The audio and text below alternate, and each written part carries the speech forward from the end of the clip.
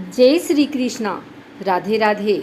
आइए सुनते हैं पुरुषोत्तम मास महात्म्य कथा अध्याय 16। श्री नारायण बोले, हे महाप्राज्ञ, हे नारद, वाल्मीकि ऋषि ने जो परम अद्भुत चरित्र दृढ़न्वा राजा से कहा, उस चरित्र को मैं कहता हूँ, तुम सुनो। वाल्मीकि ऋषि बोले, हे दृढ़न्वन, हे महाराज, हमारे वचन को सुनिए। गरुड़ जी ने केशव भगवान की आज्ञा से इस प्रकार ब्राह्मण श्रेष्ठ से कहा। गरुड़ जी बोले, हे द्विज श्रेष्ठ, तुमको 7 जन्म तक पुत्र का सुख नहीं है। यह जो वचन हरि भगवान ने कहा, सो इस समय तुमको वैसा ही है।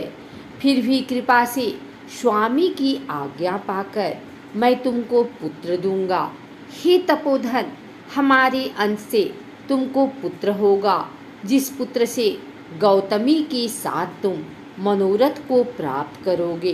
किंतु उस पुत्र से होने वाला दुख तुम दोनों को अवश्य होगा। हे द्विज शार्दूल, तुम धन्य हो जो तुम्हारी बुद्धि हरि भगवान में हुई। हरि भक्त सकाम हो अथवा निष्कातम हो, हरि भगवान को दोनों ही प्रिय हैं।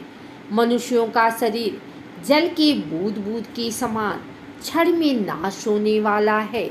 उस शरीर को प्राप्त कर जो हृदय में हरि के चरणों का चिंतन करता है, वह धन्य है। इस अत्यंत दुस्तर संसार से तारने वाले हरि भगवान के अलावा दूसरा और कोई नहीं है। यह हरि भगवान की ही कृपा से मैंने तुमको पुत्र दिया है। मन में श्री हरि को धारण कर सुखपूर्वक विचारों और उदासीन भाव से संसार के सुखों को भोगो। वाल्मीकि ऋषि बोले, गौतमी और सुदेव दोनों स्त्री पुरुष को देखते देखते उत्तम वर को देकर उसी समय गरुड़ पर सवार होकर भगवान हरि शीघ्र ही वैकुंठ को चले गए। सुदेव शर्मा भी स्त्री के साथ अपने मन के अनुसार पुत्र रूप वर को पाकर अपने घर को आया और उत्तम गृहस्थाश्रम के सुख को भोगने लगा।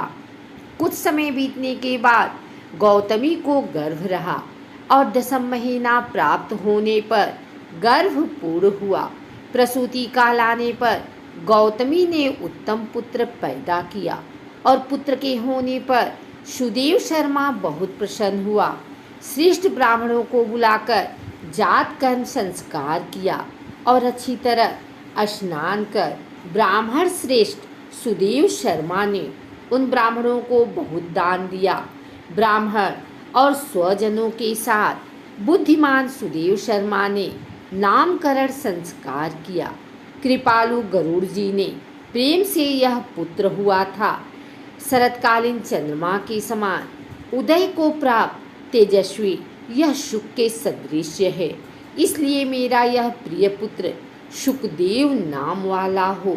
माता के मन को आनंद देने वाला वह पुत्र पिता के मनोरथों के साथ साथ शुक्ल पक्ष के चंद्रमा के समान बढ़ने लगा।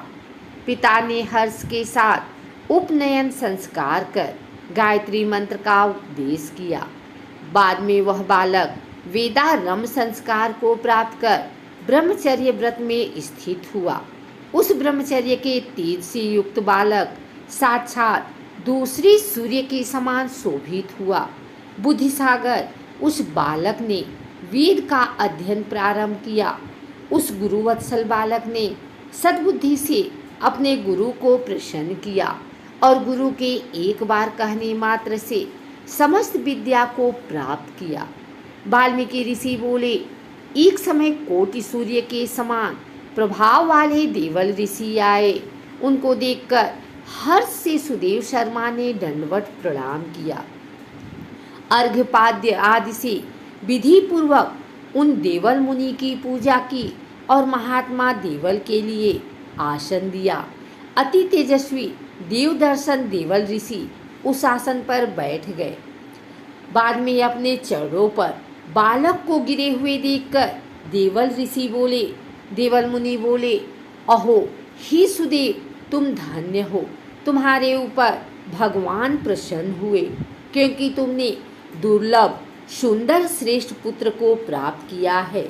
ऐसा विनीत, बुद्धिमान, बोलने में चतुर, वेद पाठी और शीलवान पुत्र कहीं भी किसी के यहाँ नहीं देखा। हे पुत्र, यहाँ आओ, तुम्हारे हाथ में यह कौतुक क्या देखता हूँ। सुंदर छत्र, 2 चामर, यव रेखा के साथ कमल, जानू तक लटकने वाली हाथी की सूंड के समान ये तुम्हारे हाथ, कान तक फैले हुए, विशाल लाल नेत्र, शरीर गोल आकार का, त्रिवली से युक्त पेट है।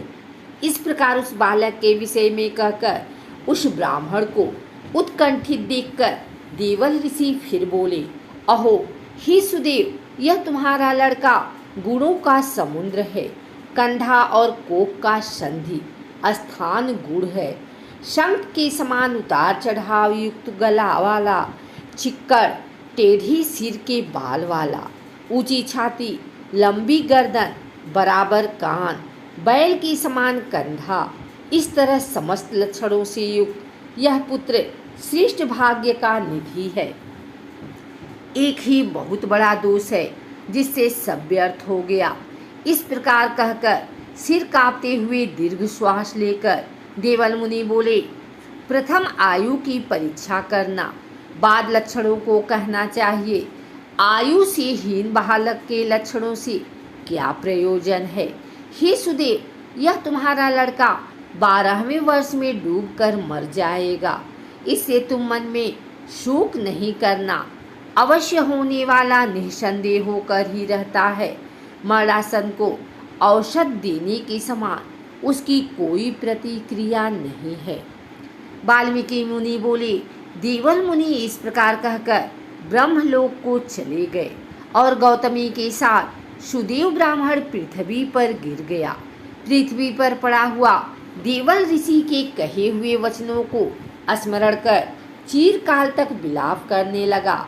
बाद में उसकी स्त्री गौतमी धैर्य धारण करती हुई पुत्र को अपनी गोद में लेकर प्रथम प्रेम से पुत्र का मुख चुंबन कर बाद में पति से बोली। गौतमी बोली, हे द्विजराज, होने वाली वस्तु में भय नहीं करना चाहिए। जो नहीं होने वाला है वह कभी नहीं होगा, और जो होने वाला है वह होकर रहेगा।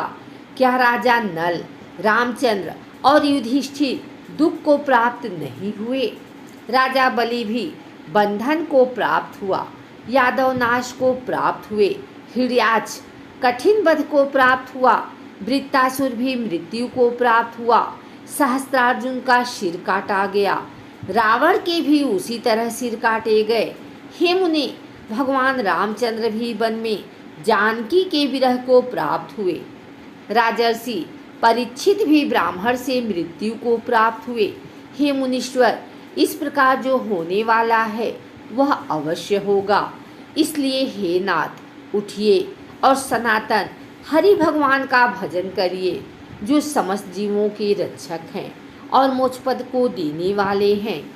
वाल्मीकि ऋषि बोले, इस प्रकार सुदेव शर्मा ने अपनी स्त्री गौतमी के वचन को सुनकर स्वस्थ हो हृदय में हरि भगवान के चरणों का ध्यान कर पुत्र से होने वाले शोक को जल्दी से त्याग दिया।